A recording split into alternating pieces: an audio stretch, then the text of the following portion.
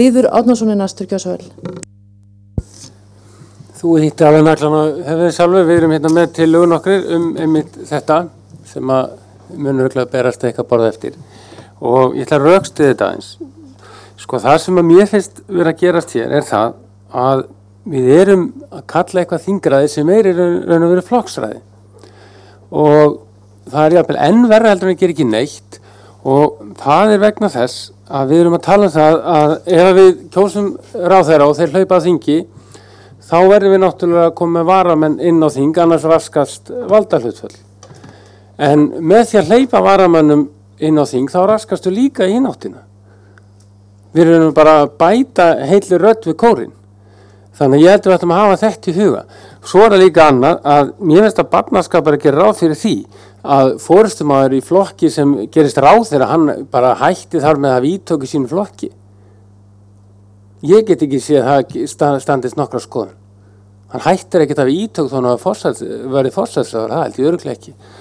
Og svo erum við eins og nefna hérna áðan, einhver okkar, held að veri Pétur, með landlækni. Að landlækni er náttúrulega gert að hafa eftirlit með sinni stétt og við sjáum bara hvernig það er. Það er alveg í mólum og við erum hérna að gera ráð fyrir því að þingmenn hafi eftirlit með ráðherrum en velji þá líka. Þannig ég get ekki séð annað en að þetta samkrull séum við bara nákvæmlega það sama og leita okkur hérna fram á brúninni. Þetta er bara samþjöppun valds, bara öðruvísi orða, öðruvísi forma. Þannig að mér finnst svona frekar leitt að heyra að nefnd B hafi farið þessa leið og myndi gjarnan vilja fá umræður hérna breytingur þessu, og þess vegna erum við með hérna nokkuð tillögur sem að við höfum verið að smíða saman nokkru og ætlum að skila hérna inn á eftir.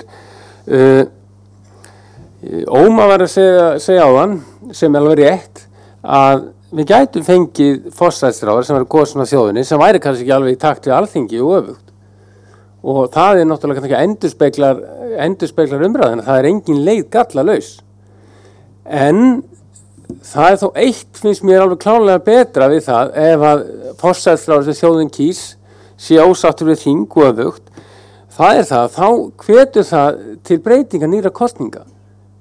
Hins vegar, ef við höfum forsætisráðherra og þing sem er samrass og ákveði öllu, þá viðgengst spilling og ekkert að gera. Hitt er miklu gegnsar og fólk verður miklu fyrir varfið það og geta að brugðist við.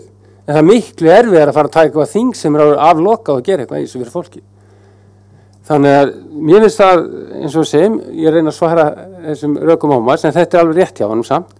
Mér finnst við hafa hérna í stjórnlagaráði alveg frábært tækifæri til þess að takast á við hennar lýðræðishalla eða spillingu eða samþjöppun valds eða hvað við getum kallað það.